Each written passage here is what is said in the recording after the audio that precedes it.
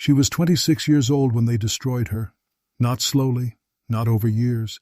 In a single month, in the winter of 1931, with a courtroom and a pamphlet and the specific cruelty of an industry that had built her into the most famous woman in America and then decided she had become an inconvenience. The pamphlet was called The Secret Love Life of Clara Bow. It was mailed by the thousands to households across America. The table of contents listed its chapters plainly. A girlhood of shame. Clara lures innocent youth. Clara in the role of homewrecker.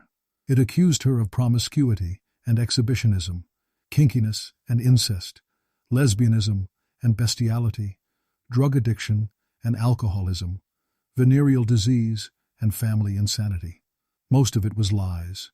The man who wrote it was eventually sentenced to 8 years in federal prison for sending lewd and lascivious material through the United States mail. He served his sentence. Clara Bow did not recover. Before we go any further, if you are new here, welcome to Silk and Sorrow. We tell the stories of history's most fascinating women, the parts that were hidden, buried, or deliberately erased.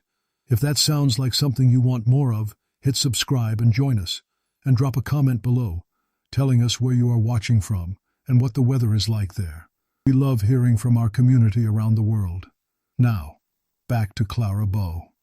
She was 26 years old. She had appeared in 58 films. She had been the #1 box office draw in America for 3 consecutive years. She had been on the cover of every magazine. She had made the studio that employed her, Paramount Pictures, more money than any other performer on their lot. She had also, in the specific way that the entertainment industry has always treated women whose sexuality is commercially useful until it is personally embarrassing, been worked until she broke, and then discarded the moment the breaking became inconvenient. She spent the rest of her life on a cattle ranch in the Nevada desert, separated eventually from her children, diagnosed with schizophrenia, living in a house with the curtains drawn. Her name was Clara Bow. She was born in Brooklyn on a day in July 1905, in a room above a dilapidated Baptist church, into the most brutal poverty that New York City in the early 20th century had to offer. She died 60 years later of a heart attack in a rented house in Culver City, California, under the constant care of a nurse, having not appeared in a film in 32 years. In the next hour, you will learn what was actually in the pamphlet. You will learn what happened in the courtroom that was supposed to protect her, and instead destroyed her. You will learn about the man who first exploited her, and the friend who ultimately betrayed her. And you will learn what she said, privately, to the people who knew her best, about what it felt like to be the it girl, the Brooklyn bonfire, the most desired woman in America, and to know, underneath all of it, that you could not shake the unhappiness of your childhood, no matter how far you ran from Brooklyn. This is not the story of Clara Bow's rise. It is the story of what happened when the rise was over.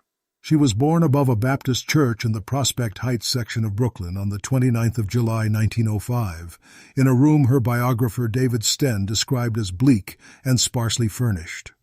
The building itself was a tenement, one of the rat-infested, overcrowded slum buildings that housed the working poor of Brooklyn in the years before sanitation regulations or health codes made such buildings illegal.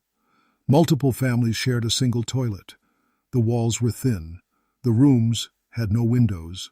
Her mother, Clara Bow, had been told by a doctor not to become pregnant again. Her 2 previous pregnancies had produced daughters who died in infancy. One after 2 hours, one after 2 days. Sarah became pregnant with Clara in late 1904 anyway, during a heat wave that sent New York temperatures to 100 degrees Fahrenheit.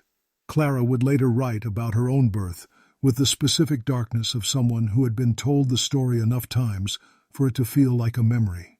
I don't suppose 2 people ever looked death in the face more clearly than my mother and I the morning I was born. She survived the birth. The 2 dead sisters did not survive her childhood as an only reality. She knew about them, knew she was the 3rd and the only one who had made it, and carried that knowledge with the particular weight of a child who understands, very early, that her existence was not guaranteed and was not expected. Her father, Robert Bow, was chronically unemployed, alcoholic, and absent for long stretches of her childhood. He was, when present, physically abusive. the biographer David Sten documented, through psychiatric examination records obtained after Clara's death, that her father had sexually abused her in her teenage years, during the period when her mother was institutionalized, and she was alone in the house with him. Clara had idolized her father throughout her career, had brought him to Hollywood to live with her when she could finally afford to provide for him, had supported him financially for years. The psychiatric records revealed that the man she had supported and defended had been her abuser. She never spoke about this publicly. Her mother, Sarah, was mentally ill.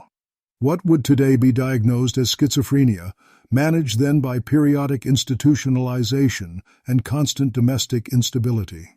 Clara described her childhood in the 1928 photoplay interviews that constitute the primary biographical record of those years, with a simplicity that makes the details more devastating than any embellishment could. I never had any clothes, and lots of time didn't have anything to eat. We just lived. That's about all. She had one friend in the tenement, a small boy named Johnny, a few years younger than her, who lived in the same building. She walked him to school. She fought the older boys who bothered him.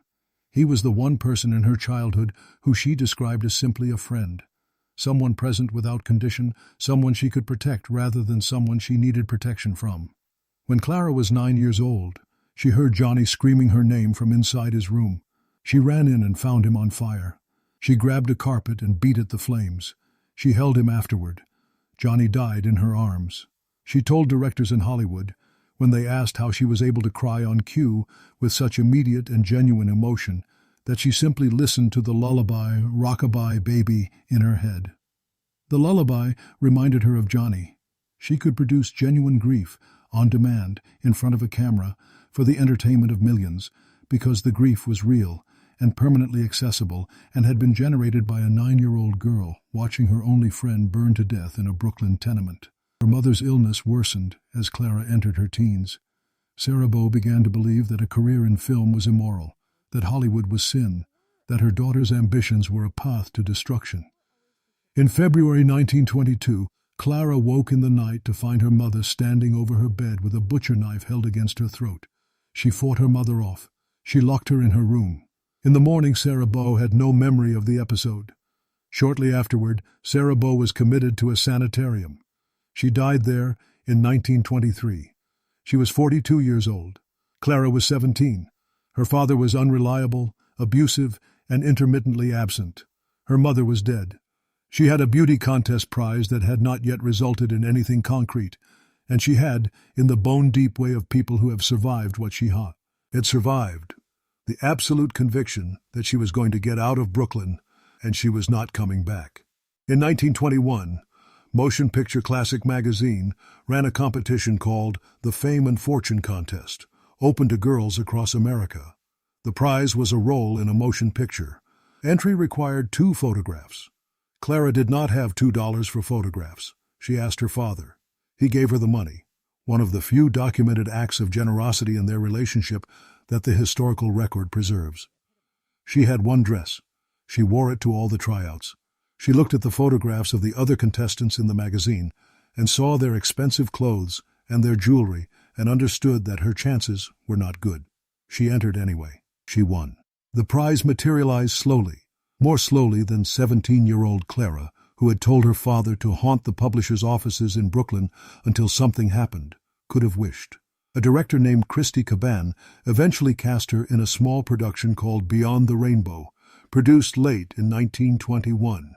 She impressed him with her ability to produce tears on cue, the genuine tears she had been producing since she was 9 years old, and a boy named Johnny died in her arms.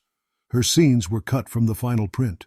I was sick to my stomach, she recalled, and thought my mother was right about the movie business. She persisted. The quality that would define her career, and that the industry would exploit and then destroy, was visible from the first. She simply refused to accept rejection as final. She auditioned. She did screen tests. She worked.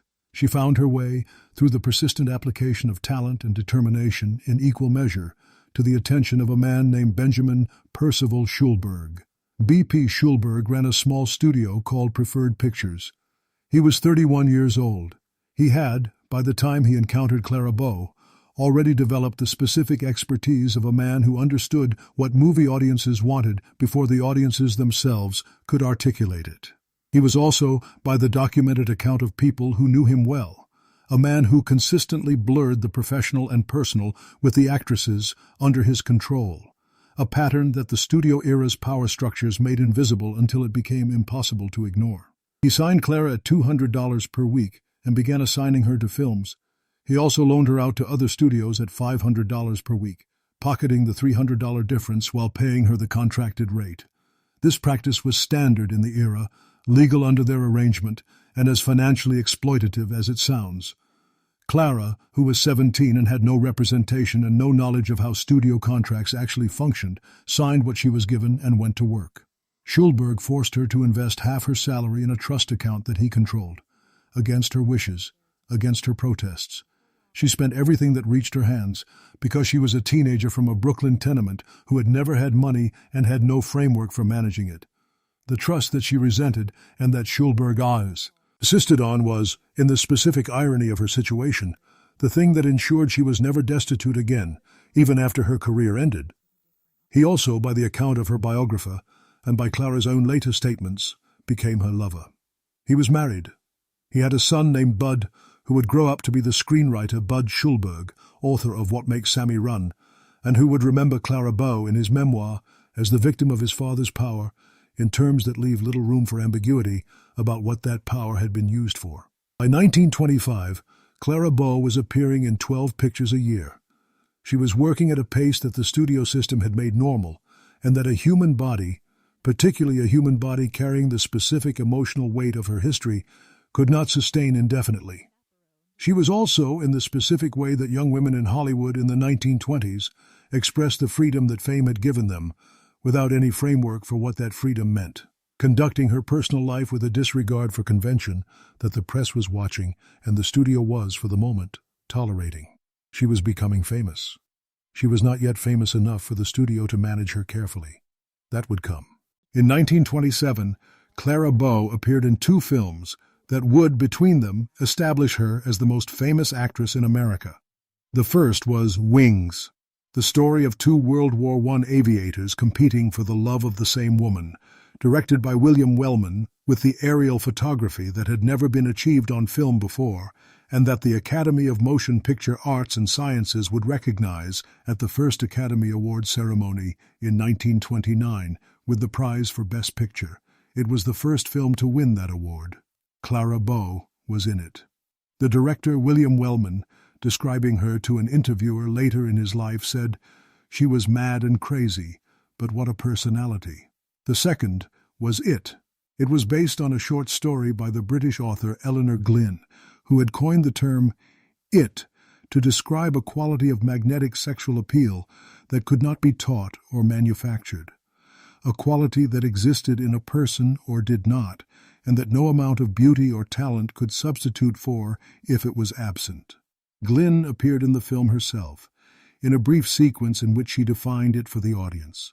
To have it, the fortunate possessor must have that strange magnetism which attracts both sexes. There is no glamour in it, without small trace of sex, yet a physical attraction, both mental and physical, overpowers all others. Clara Bow played Betty Lou, a shopgirl who falls in love with her boss, pursues him with the total confidence of someone who has never considered the possibility of failure, and wins. The film was a sensation. The combination of Clara Bow's physical presence and the film's frank celebration of female desire, frank in the way that pre-code Hollywood permitted and post-code Hollywood would not, produced in audiences a reaction that the studio had not fully anticipated and that the press was immediate in naming. She was the It Girl. The nickname attached itself to her completely that 60 years later, the phrase still carries her image. By 1928, Clara Bow was receiving more fan mail than any other performer in Hollywood. 35,000 letters per week at the peak. She was on the covers of magazines. She was photographed at every event, every premiere, every outing. She was the face of the jazz age, the embodiment of the flapper, the young woman who danced and laughed and desired and refused to apologize for any of it. And the industry that had created this image was using it with the specific effectiveness of people who understood that what they were selling was not just films, but a fantasy. The fantasy required Clara Bow to be continuously available to the cameras, to the press, to the public, to the studio's demands. In 1928 alone, she made 11 films. 11 films in a single year, each one requiring weeks of shooting, each one requiring the particular intensity of performance that made her valuable, each one drawing on reserves that were not being replenished because there was no time. She told the Pittsburgh Post-Gazette in 1929, 2 years after it came out, "I feel like I can never throw off the unhappiness of my childhood." She was 24 years old. She was the most famous woman in America. She had 35,000 letters a week waiting for her, and a studio that needed her to make another film immediately, and a father whose bills she was paying, and a personal life that the press was watching with the specific attention of people who understood that Clara Bow performing the flapper off-screen, as well as on, was commercially useful, right up until the moment it wasn't. She was engaged 4 times before she finally married. Gilbert Roland was the first. He was a Mexican actor, handsome in the specific way of silent film heroes, who called her Dear Clarita for the rest of his life. The engagement ended. He continued to call her Clarita. Victor Fleming was the second. He was a film director whose career would eventually lead him to direct Gone with the Wind and The Wizard of Oz in the same year. He was twice her age. The engagement ended. Harry Richmond was the third, a vaudeville performer. The engagement ended. Gary Cooper was not her fiancé. He was something more complicated. They met on the set of a film called Children of Divorce in 1927, before Wings made either of them famous. Cooper was 26. Clara was 22. He was from Montana, physically enormous in the way of men raised on wide spaces, possessed of the slow, careful quality that would eventually make him one of the defining American film actors of his generation. He was also, at the moment of his encounter with Clara Bow, an unknown performer whose career had not yet found its defining role. Clara wanted to help him. She used her position, her relationship with the studio, her connections, her standing as the it girl, to advocate for Cooper within the industry. She pushed for him to be given the kind of opportunities that would make his talent visible. Gary Cooper's career, by the account of people who observe the period closely, benefited materially from Clara Bow's investment in his success. Cooper's mother, Alice, hated Clara. The hatred was not private. Alice Cooper communicated her views, that Clara was common, vulgar, embarrassing, not a suitable companion for her son, through the press and through Cooper himself, with the specific directness of a woman who believed her opinion was not only correct, but morally obligatory. The relationship lasted 6 months. When it ended, Clara did not speak quietly about it. She told anyone who asked what Gary Cooper had been like. Her description of him, which circulated through Hollywood with the speed that genuinely memorable quotes always travel, was both specific and anatomically precise. The press printed everything she said. They printed it, and they used it, and they built the image of Clara Bow as a woman of unlimited appetite and no discretion. And the studio watched this image build and said nothing, because at this particular moment in time the image was selling tickets. The double standard operating in real time is visible in the documented record. Gary Cooper was having affairs throughout this period, with Clara, with Lupe Velez simultaneously, with other women before and after. His career was unaffected. His image was unaffected. He became a major star, and his personal life remained, in the press and in the public mind, essentially private. Clara Bow's personal life was the press. There was a married doctor whose wife named Clara as the other woman in a divorce case and took her to court. Clara paid the settlement. The press printed the story. There was a Texas millionaire who publicly blamed Clara for his marriage's collapse. The press printed the story. There were love letters sent to Clara by men whose names the public did not expect to see associated with such correspondence that would eventually find their way into the evidence files of a court case and from there into the newspapers. All the time, Clara Bow was working, 11 films in a single year.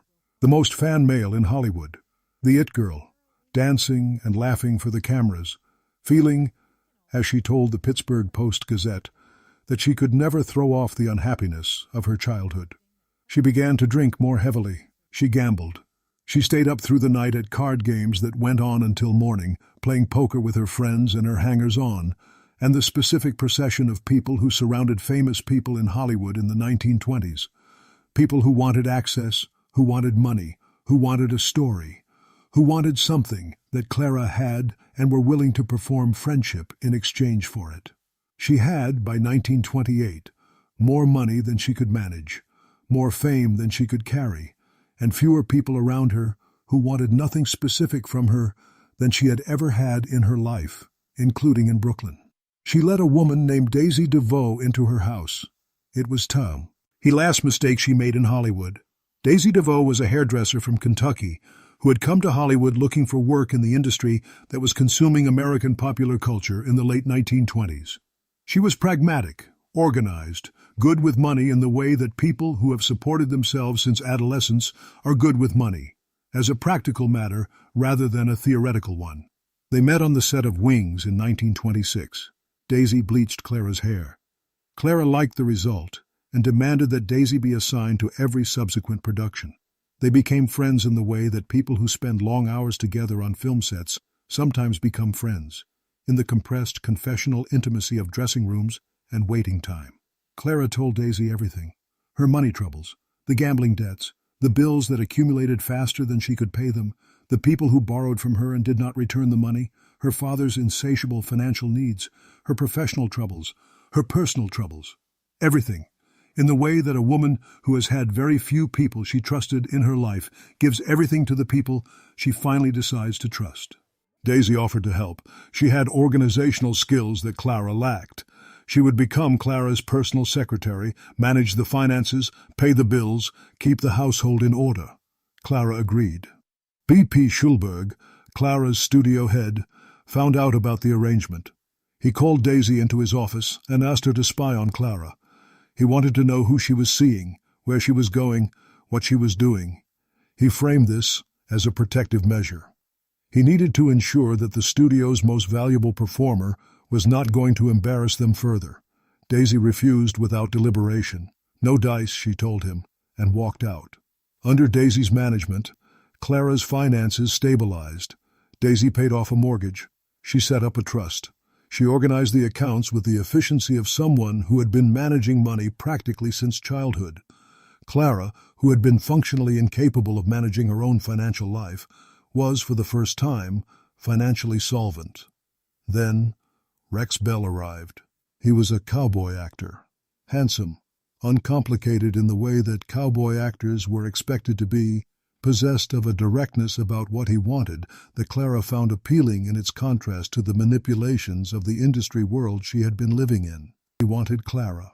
He also, by Daisy's account, and the account of others who observed the household, wanted Clara's money, or at least had ideas about it that were incompatible with sound financial management. Belle and Daisy hated each other with the specific hatred of two people competing for the primary position in a famous woman's life. Belle said Daisy was stealing from Clara. Daisy said Belle was the one taking advantage. Clara kept them apart as much as possible and grew increasingly exhausted by the competition. In 1929, Clara learned that Daisy had opened a special account in Clara's name, into which Clara's paychecks were deposited, from which Daisy paid Clara's bills. Belle told Clara that Daisy was stealing, reimbursing herself from the account at inflated rates, taking more than she was owed. Daisy maintained that she was paying herself her agreed-upon salary and managing the rest appropriately. Clara fired Daisy. Daisy asked for a severance settlement to cover what she believed she was owed. Belle interpreted the request as blackmail and called the police. What followed was one of the most methodically orchestrated destructions of a public figure in Hollywood history. The Los Angeles District Attorney's Office arrested Daisy DeVoe and questioned her for 27 consecutive hours without allowing her access to a lawyer. She refused to sign a confession. She was charged with 37 counts of grand theft. The charges were driven by a combination of forces: Rex Bell, who wanted Daisy gone; Paramount Pictures, who wanted the public spotlight off their increasingly problematic star; and the District Attorney's Office, which was, by the documented account of people who observed its operations, considerably more responsive to the interests of powerful studio executives than to the principles of disinterested justice. Daisy's response to her arrest and the handling of her case was to contact every journalist available to her and begin talking. She did not talk about the money. She talked about Clara Bow. The trial that was supposed to determine whether Daisy DeVoe had stolen money from Clara Bow became, within days of opening, a trial about Clara Bow's private life. The love letters that Daisy had taken from Clara's house, letters from famous men, letters describing the full texture of relationships that had been conducted in private and were now public record, were entered into evidence and immediately read aloud to the assembled press. The letters were not about what the tabloids would later claim. They were, by the account of people who actually read them rather than reported on what they were rumored to contain, straightforwardly amorous correspondence between a famous woman and the men who had loved her, or thought they had, or wanted to. What was remarkable about them was not their content, but their quantity and their dates. The dates revealed that Clara had been conducting multiple relationships simultaneously, across overlapping periods, with men whose names the public recognized. The courtroom laughed at Clara when she testified. She had not been able to prepare properly. Her mental health had been deteriorating through the pressure of the preceding months, and she had been drinking, and the studio had not arranged for adequate legal representation because the studio had decided, though nobody said this publicly, that Clara Bow was no longer worth the effort of protecting. When she stood before the court and tried to explain how her finances worked and what Daisy had taken, she used the language she had always used, the Brooklyn language that had never left her, no matter how many years she had spent in Hollywood. "Well, she took my dough, see?" she told the court. The spectators giggled. The reporters wrote it down. The woman who had been the most glamorous actress in America for 3 years stood in a Los Angeles courtroom and was laughed at for the way she spoke. The jury acquitted Daisy DeVoe of 36 of the 37 counts. They convicted her on 1 count of grand theft. The judge was not satisfied. He sentenced Daisy to 18 months in prison, a sentence that observers at the time and historians since have attributed to his friendship with the studio executives who wanted Daisy discredited and silenced. Daisy served her time. While she was in prison, a journalist named Frederick Girnow came to visit her. Frederick Girnow was the publisher of a tabloid called the Coast Reporter. He operated in the specific gutter of American journalism that exists to print what the mainstream press will not, which in the 1930s meant anything involving sex, because the mainstream press of the era maintained, at least publicly, that such matters were beneath its dignity. He visited Daisy DeVoe in prison. He recorded everything she told him. Then he wrote a pamphlet. The pamphlet was called The Secret Love Life of Clara Bow, as told by Daisy to Frederick Girnow. It was 23 pages long. Girnow mailed it to households across America by the tens of thousands.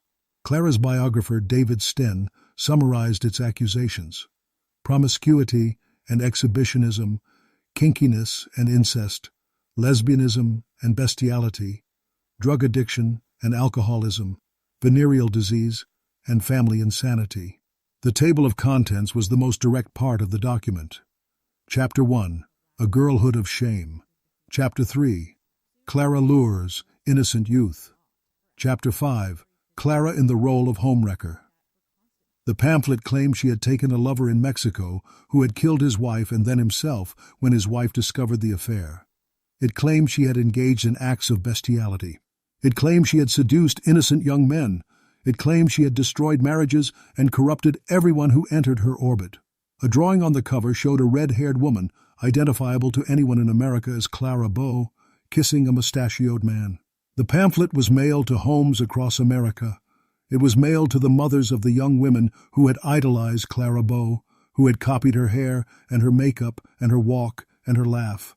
It was mailed to the churchgoers and the civic leaders and the small-town newspaper editors who had been watching Hollywood's morality with varying degrees of alarm for the better part of a decade, and who now had, in their hands, a document that confirmed everything they had feared. The response was immediate. Church groups organized. Theater owners reported that women were staying away from Clara Bow pictures, not because they had stopped loving her, but because the social cost of being seen to love her had become too high in communities where the pamphlet's contents were being discussed over dinner and in church halls. Paramount, which had been watching its investment depreciate through the years of scandal, and was now watching the theater receipts confirm what it had suspected, made the decision with the efficiency of people who had made similar decisions before and would make them again. Clara was summoned to a meeting. The studio head told her, with the specific warmth of a man delivering a prepared statement to a woman he has already decided to discard, that her health was their primary concern, and that they would not hold her to her contract if she felt she needed time to recover. It sounded generous. It was the most elegant available mechanism for terminating her employment without financial obligation. Clara told Luella Parsons, the gossip columnist, "I don't want to hold Paramount to no contract." She signed the release form Schulberg's lawyers had prepared. It freed the studio of all financial obligations. She received no severance.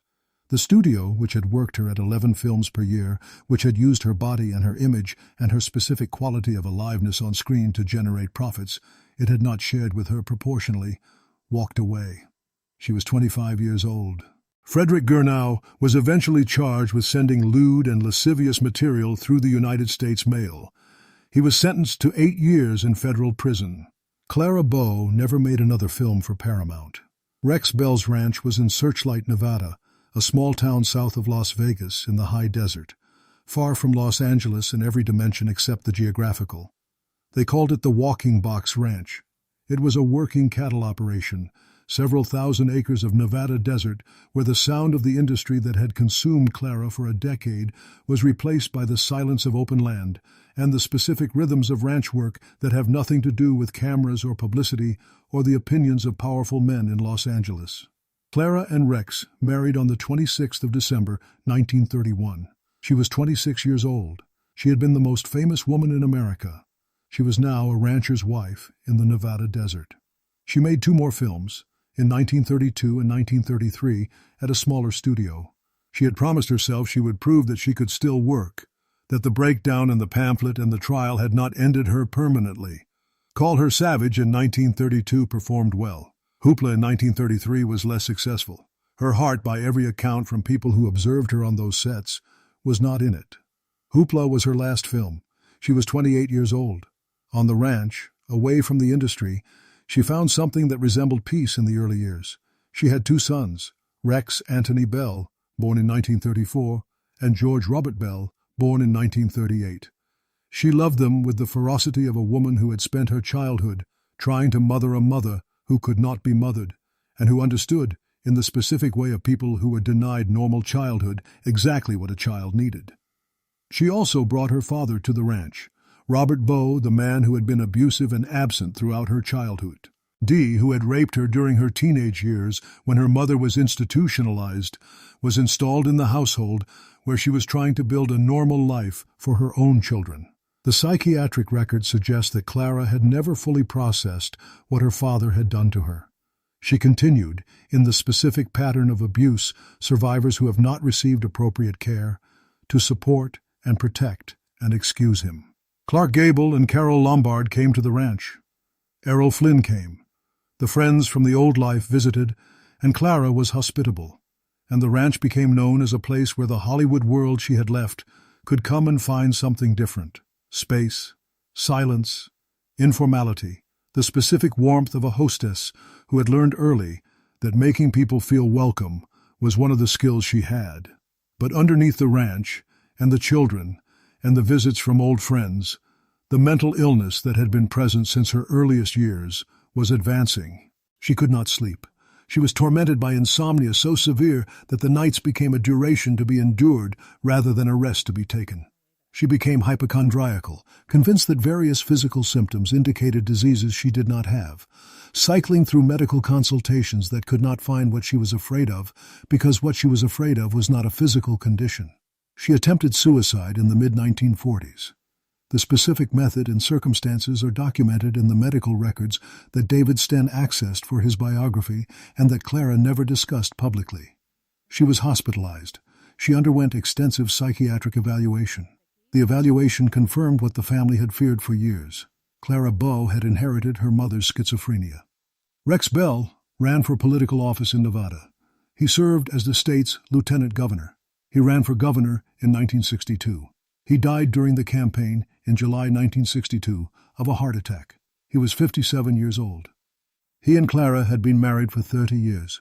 Whatever the complications of the early years, his role in the events surrounding Daisy DeVoe, the financial disputes, the competition for Clara's loyalty, he had been present.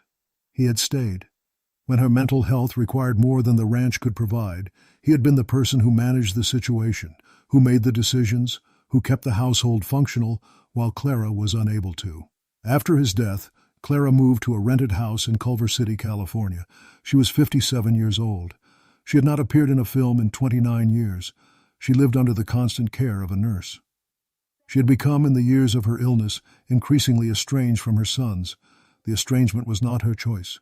Rex Bell had separated her from the children at points when her mental state made her presence harmful to them, a decision made out of practicus, a necessity that Clara experienced as loss. The sons grew up. They had their own lives. The visits were not as frequent as she would have wished. She rarely went out. When she did go out, she was recognized. A hairdresser named Leo Salkin, who encountered her in the early 1960s, when she came into his salon in Culver City, described her to the journalist David Sten as still possessing, despite everything, the quality that had made her famous. She sat down in his chair, and the entire salon fell silent.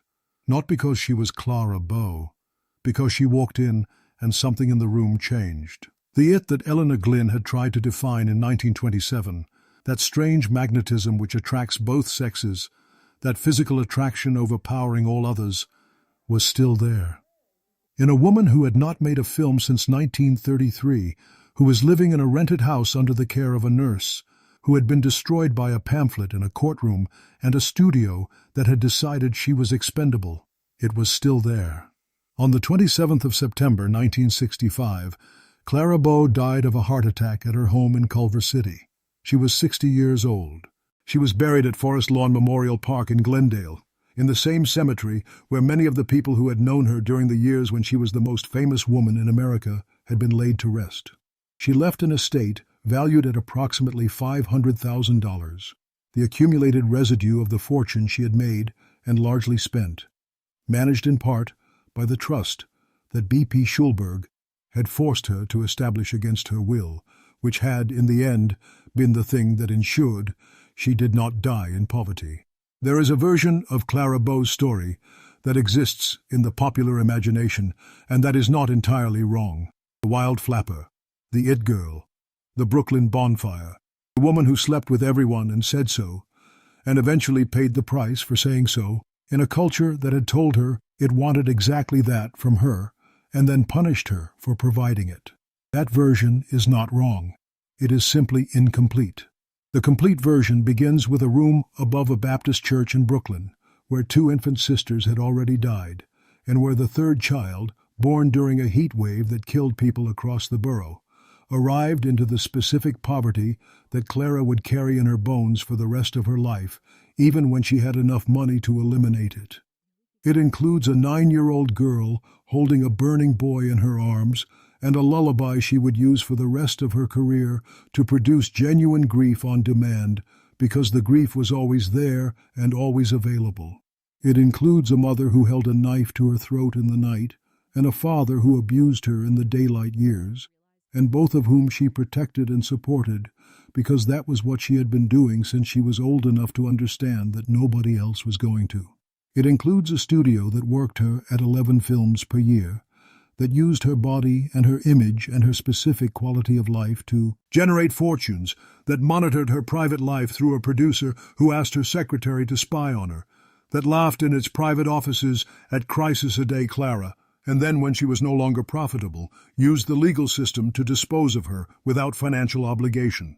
It includes a pamphlet mailed to tens of thousands of American homes that accused her, in its table of contents, of a girlhood of shame, as though the childhood she had survived were something she had chosen, something she should be ashamed of, something that the 26-year-old woman who had pulled herself from that room above the Baptist church deserved to have published and distributed as evidence of her inadequacy. It includes a courtroom where she said she had taken my dough in her Brooklyn accent, and the spectators laughed. And it includes a hairdresser's salon in Culver City in the early 1960s, where a woman walked in and the room went quiet, not because of her name, but because of the quality she had been born with, and that everything they had done to her had not been able to take. Eleanor Glynn defined it as the quality of attracting both sexes, the quality that could not be taught or manufactured, that existed in a person or did not. It survived Brooklyn. It survived the abusive father and the schizophrenic mother and the butcher knife in the night. It survived 11 films a year, and a studio that monitored her private life, and a secretary who sold her secrets, and a pamphlet that accused her of bestiality, and a courtroom that laughed at her accent. It survived everything. She was the only thing that did not. If Clara Bow's story stayed with you, subscribe to Silk and Sorrow. These are the women whose stories the industry built and then buried, and whose real lives were always darker and more human than the image they were paid to perform. Next week, Barbara Hutton, the Woolworth heiress, who inherited one of the largest fortunes in American history at the age of 12, married 7 men, and died, leaving less than $4,000 in her bank account. The story of what unlimited wealth actually costs is next.